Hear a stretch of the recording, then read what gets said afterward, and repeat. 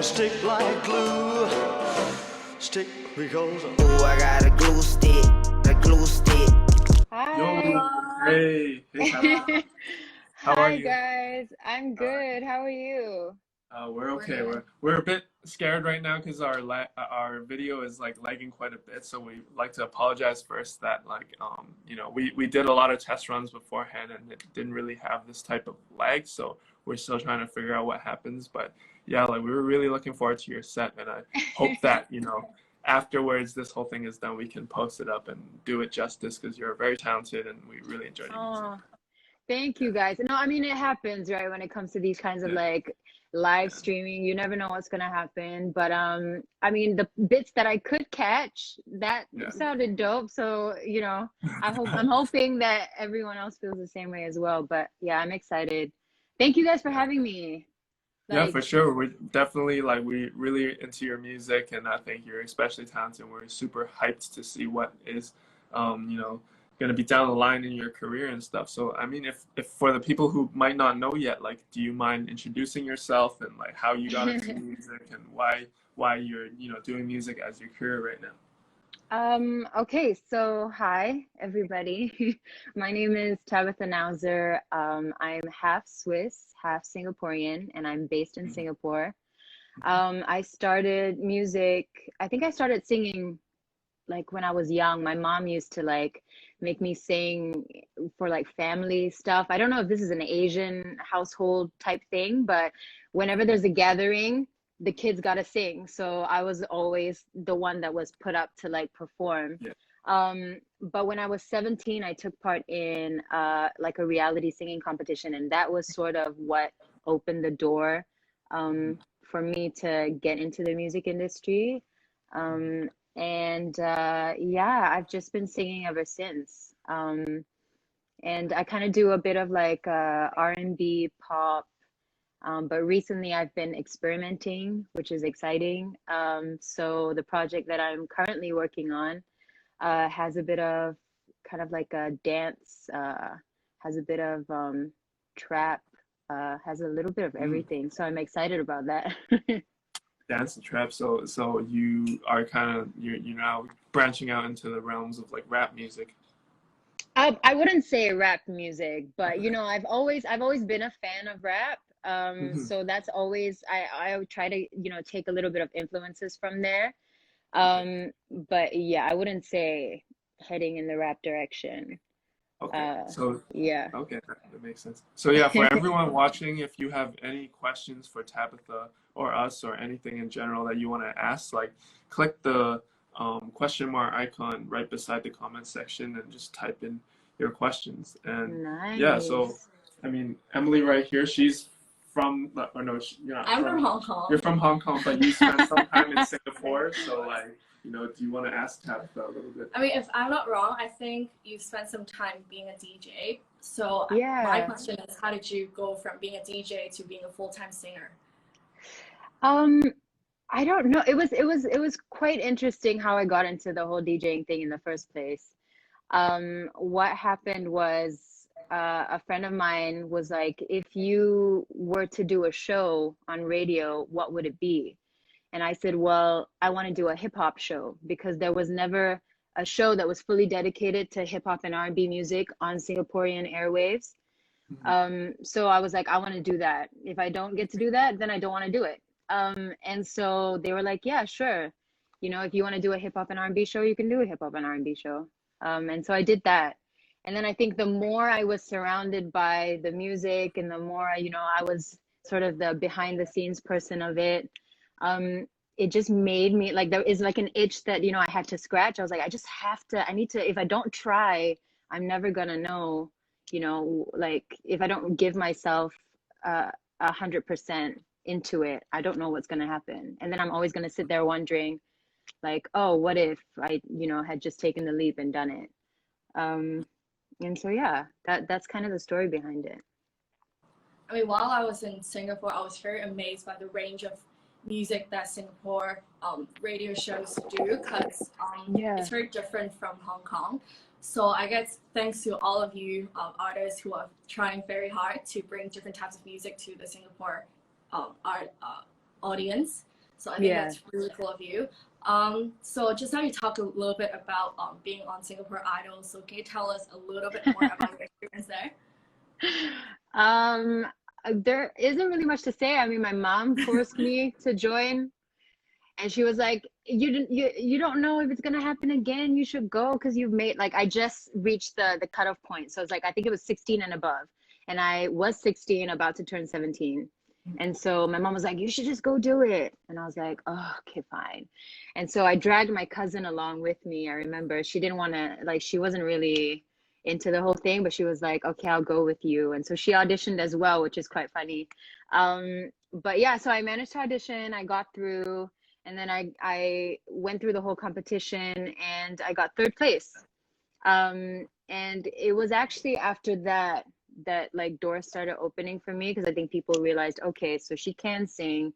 What can we do with that? And like, I think for me at the time, I was still trying to figure out my voice and my direction for music. So, it was very daunting to all of a sudden have like all of this attention, because Singapore Idol at the time was a huge show.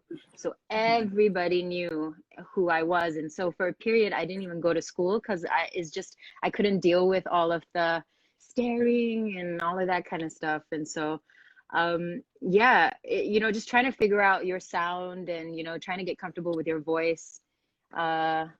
It took a bit of time for me, I will admit. But everyone has their own different journey, and I think that's what's really exciting about music, and everyone's different stories. So yeah. Okay. So it seems like from your experience, your parents have really pushed you to do more music. That's almost, especially out in Asia, parents usually aren't the biggest supporters of people going into the music industry. So do you want to kind of tell us about how your parents gave you that support? My mom used to be a singer. So she was, because she's Indian, so she used to sing Tamil songs on like Singaporean TV. And so I think because she was in the music industry, um, she, I guess, wished that her mom pushed her a little bit more. And so when she found out that this was something that I loved, I think she kind of, gave me a bit more support and like kind of nudged me in the right direction, which paid off well, because now I'm doing what I love as a full-time job. So that's cool. But yeah, my dad is also a huge music lover. He collects, like back then it would be CDs, right? So like records and things like that. And so he used to have a study room, and I just remember it being floor to ceiling of shelves. The whole wall would be covered with CDs. And so I would just go in and sneak like certain CDs out and listen to it at night with my Walkman and then put it back in the morning, because my dad used to be like super strict about us touching his stuff. So yeah, I mean, they've always been very, very supportive, and I guess I'm very lucky in that sense, because I know it's tough if you don't have someone that kind of helps you along. People in this industry, especially, having the right people there to help you out makes a whole lot of difference. Yeah, for sure. Definitely shout out Yeah. Tabitha's parents, shout out Tabitha's mom there for pushing her to go this direction, so that she can, be part of this whole GLUESTICK Fest as well. And yeah, right now we're just gonna look at some fan questions. Okay. Oh, this one's interesting. Ooh, I love fan Ni questions. hao, Bella. Tell us about when you sang for Obama. Wow, what was Right. this? Okay, so let me try and condense this story as short as possible. What happened was, I met the ambassador to Singapore, no, the ambassador to the USA that was living in Singapore at the time. And he was going to be flying down for the inauguration, not inauguration dinner. I can't remember what it was called, but it was some sort of like big event to talk about how Singapore and America have a great alliance and all that kind of stuff. And so it was a pretty big like dinner, and like the Prime Minister of Singapore was going to go and all that kind of stuff. And so randomly he calls me one day and he's like, hey, what would you would you be interested if I could get you to perform? Like, would you come down to Washington, DC? And I was like, well, yeah, hell yeah, of course I would. Like, why would I say no to that, right? And then I didn't hear from him for 2 weeks, almost 3 weeks. And so I thought, oh, okay, you know, he's just playing around or whatever. I just left it. I never asked him about it. And then he calls me back again and he's like, okay, 3 days from now, we're going to fly you to Washington and you're going to perform. And I was like, what?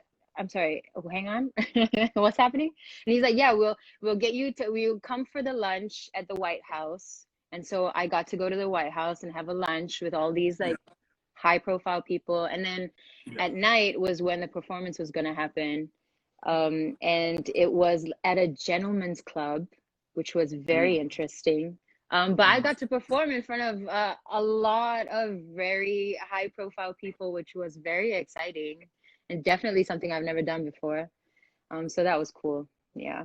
I didn't get to meet Obama though. Oh, you did? No, I didn't get to meet him, which was sad. I tried. I looked out for him, but you know, it didn't happen. I saw him from afar. If that counts. But yeah. Well, I guess from performing for Obama to perform for GLUESTICK Fest is definitely an upgrade, you know? Right? For sure, yeah. 100%. I'd go to other fan questions. Sorry, we're having trouble clicking the fan. No worries. Satina IG asks, what's the toughest part about being an artist from Singapore? What is the toughest part? Ooh, I would say, I think in Asia in general, in Asia Pacific, everyone's very supportive. So if you're doing music, whether it's in Singapore, it's in Hong Kong, Indonesia, I feel like in general, people know, you know, of the different artists in the area in Asia Pacific. But if you're trying to break outside of it, that's a little bit tough. But I mean, you know, it's because Singapore is a very, very tiny, tiny country. So, you know, just having any sort of recognition is great. But I would say it's especially tough if you're trying to break outside of Asia Pacific. Yeah. Okay. So have you personally been trying to break outside of that, or are you more comfortable, you know, working within the Singapore industry or the Southeast Asian industry? I think for me, for the past 4 or 5 years, I never really thought about breaking outside of Asia. But recently this year, it's sort of been the direction that I'm taking. It's kind of been a bit of my goal to try and see if it is possible to go outside of Asia. And if so, what sort of reach am I going to be able to get? For my project recently, the one that I'm working on currently, I've worked with a lot of people from LA and the UK. And so just that in itself already is like amazing, the fact that I get to do that. But also at the beginning of this year, I got signed to a label in New York. So that's sort of why I'm like, okay, I might as well take a shot now. If I'm going to go outside of Asia and try to make it happen, this is the best time to do it because I have that support in New York with my new label. So yeah. So this year is the year that I'm trying to make it happen. But it's a bit tough now that we can't fly around anywhere. So. Yeah, for sure. It's definitely tough, you know, for the whole music industry. But we still, you know, we're super grateful that you were down to accept, you know, this opportunity to work with us, and we're super happy that you're part of this whole thing. And, you know, it's not easy for artists, it's not easy for promoters like us to make things happen because, you know, back then we did a lot of shows, a lot of live events, and our whole business was kind of based off that. And now, you know, without the opportunity, you know, luckily we've been able to make it work. And I think for now, I just want to plug in our the corporation that we're working with, which is Hands On Hong Kong, and they help with, you know, a lot of marginalized people in the city in Hong Kong who can't afford, you know, basic necessities to deal with COVID. And I know for a lot of people, they think, oh, Hong Kong's doing a great job. You know, there's not too many deaths and not too many extremely bad cases and stuff. But I think you know, in every city, no matter how good they're doing, there's always, you know, marginalized groups of people who, you know, don't even have places to stay, like don't even have basic food, you know, to support, you know, to keep their immune systems like active and going and stuff. So like we're just doing our best to help the homeless, the elderly, the poor, you know, kids with physical handicaps and stuff, to raise money, even if it's just a little bit, to make a few lives, you know, better during this crisis. And we really thank you that you helped with this whole thing. And we apologize again for the super laggy stream. You know, that's not something we really hope for, but you know, within 2 hours we're going to upload the whole thing. We're going to upload the individual streams in the next days to make sure everyone here catches Tabitha's like extremely great like performance, you know, her set and stuff like that. And yeah, so thank you once again. You guys are amazing. I'm so happy that you asked me to be a part of this. If whoever's watching, make sure you donate. I'm gonna donate as well because this is such a good cause, and I'm so happy to be a part of this and to help in any way that I can. And I miss Hong Kong. I really do. Like the last time I was there was last year, and like what was like January last year? It's been a while. And so like I want to be able to come back sometime soon. So hopefully this whole thing gets sorted out and we can all, you know, get together in person and hang out. Yeah, for sure. For sure. Like we definitely want to meet you and hang out with you. You know, connect with like super talented people across Asia and stuff. So yeah, after this crisis is done with, like we really hope to, you know, make, you know, not just digital content, but like live shows with like all the people that we've connected with as well. That's dope. Let's do more questions from the audience. I just saw Helena say, yeah, we can go to Yardbird again. Do you know Helena? Yeah, I do. Oh, how'd you meet Helena? I met Helena, I don't even know how we met. Oh, actually, I think the first time we spoke to each other was through Instagram. Okay. Right? I think, yeah. And then we only met up in 2018, I think it was. In person. I'm trying to find her question. I don't see her question. Did she comment? I think she did comment. I think it was a comment. I think it was a comment, yeah. It wasn't a question. Right now we just see this one. She said, when are you going back to the When this whole thing is over, as soon as I can. When this is over and I can fly. Shout out Helena. She's a big supporter of GLUESTICK and a good friend of ours. Follow her account. She's got good content, you know. So hit that up. Any other questions? Which one do you think is good? Should we do this? Sure. Okay, so for those of you who didn't know, Tabitha actually went on a Netflix reality TV show in Singapore. I think that's where a lot of the regional people get to know Tabitha. And one of the question is, do you still keep in touch with the peeps from Singapore Social, and which cast member are you closest to? Maybe you can start with sharing your experience being on the show, and then you can answer the question. Wow, okay. Damn, I need to condense all of this because there's a lot that happened with that show.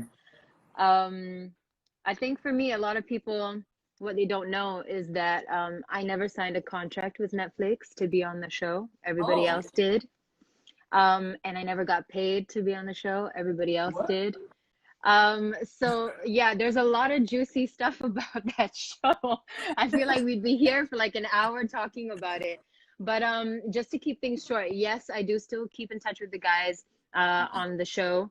I've known them for years. So, you know, we still do keep in touch, especially with May, Paul, and Vinny. We're very close. Oh yeah, that answers the question. Which cast members are closest to? Yeah, those three. But yeah, I feel like one day I'm gonna sit down and do like an expose about the show and my whole experience behind it. It was fun. It was fun. I'll put it this way. But yeah, there's just a lot of there's a lot of tea to be spilt, I think. Did you watch the show? Huh? Did you watch the show? I watched a little bit. I didn't finish the whole series. Okay. But I feel like a lot of people watched like the beginning and then couldn't finish it. I never watched it, so I don't know. Oh, you never watched it? So you didn't like I never watched it. rewatch scenes that you were in and stuff? No, I didn't watch it at all. And I think it's just a little bit of like, I wasn't getting paid, so why would I watch it? Oh, okay, okay, got you, got you. Um, sorry. So we're taking a look at the questions. So maybe Sure. last question for right now. Can you describe your style in 3 words to those of you who may be tuning in just now or who are not too familiar with you? Style in 3 words. Wow, that's hard. I think it's like streetwear, um, like dressy streetwear. Does that make sense? Hmm. Dressy streetwear, 3 words, yeah. Okay. That would be my vibe. I like things that keep me comfortable, but I also like to get glammed up every now and then. So Mhm. yeah. So what are 3 brands that kind of represent that style right now that you're super into? I don't really care much for like the brand. I feel like just as long as I look good in it, Yeah. then I'm like cool with that. I feel like just going off of brands is tough because, Mhm. I don't really care about that. But if we're Mhm. talking shoes, then that's an entirely different thing. Then, I could tell Yeah. you what are my favorites and things like that. But What are your yeah. like? What's on your rotation right now in terms of shoes and kicks? Okay. At the moment, well, we're not really going anywhere, so I haven't been wearing shoes in a long time. Yeah. But I've got the Sakai's are really nice at the Mhm. moment. Those are The- dope. What else? Um, the pigeons I think are mhm. cool as well. Mhm. And maybe last one would be shout out Claude, yeah. Hey, shout out Claude, shout out Helena, you Yeah. there? Yeah, Um, Claude. yeah, the Jordans, Mm, those are that's dope. dope. So it sounds like you're definitely like you're on Hypebeast, sometimes, checking out the new sneaker drops and all the For streetwear sure. drops. Always, Yeah. always. So yeah, I mean, what are you working on right now, especially, during time of lockdown, it's a hard time for everyone. Some artists we've been talking to, they've been like more lazy, just eating and chilling and stuff, but there's others who are more, productive and hardworking and taking advantage of this time where you're on lockdown. So like where do you stand on that and like what are you working on I think I fall a little bit in the middle. There are right days when I absolutely don't want to do anything and all I want to now? do is bake and Hmm. cook and just eat. Yeah. But I've had to kind of be a little bit strict with myself because I am trying to finish up my latest project. Yeah. So what happened was before the whole lockdown happened, I was in LA doing a bit of writing camps. Yeah. And a lot of that, I was supposed to be there for 3 weeks. So I was supposed to have 3 weeks full of writing camps. But because LA started to go into a lockdown, I only managed to get in maybe a week and a half. So I only had a week and a half of the writing camps, and then everything else was dead. And so we were like, oh man. So I came back here to Singapore and then had to try and finish up some of those writing camps and then finish up some of the songs that I did. So Mhm. that's really what I've been spending my time doing during this whole, quarantine situation is I have a mini setup where I'm just like sitting there mumbling into a microphone trying to come up with melodies and trying to finish up, do Zoom sessions or Skype sessions with producers overseas. And so Mhm. that's kind of how I've been spending my time. Yeah. Yeah. Any more Singapore related? I'm just ecstatic about this whole fest because outside of you, we have Charlie Lim as well, and I Yeah. personally follow a lot of Singapore artists because I find that there's a lot of talent over there. Shout out Gentle Bones, shout out Lin Ying, We've had Tabitha, Charlie. So like super appreciative that you guys came on and did a great set for all of us. And yeah, if for those who are watching, like, we apologize for a bit of a lag for the playback for the day 2 of GLUESTICK Fest. We're definitely going to, you know, upload the whole set in complete 1080p clear quality for you guys to enjoy afterwards. And we want to thank Tabitha once again, you know, for Thanks, being part of guys. this. And just to shout out Hands on Hong Kong again, like they help with, you know, the marginalized people in Hong Kong. This whole fest is going to that. We're not taking a single dollar, and we thank Tabitha for helping us out with, you know, raising the amount that we need to raise. So yeah, thank you so much. You know, Thank you again for having this. me. And hope to see you soon, like, you know, after Yeah, this for whole sure. COVID is done. Face to face. Yeah, we want to meet you face to face. You know, Maybe in Hong Kong. We'll hit up Yeah. for a big, you know, party meetup, whatever, you know. Let's do it. Let's do it. Thank you again, you guys. Thank you so much. Have a good night. I'm going to be watching the rest of the show, so I'll see ya. Yeah, for sure. I hope there's no more lags. You know, it seems to be doing better now. So yeah, thank you once again. Yeah. Also, thanks everyone that's watching. Yeah, Thanks bye for the everyone. comments. Bye. Bye.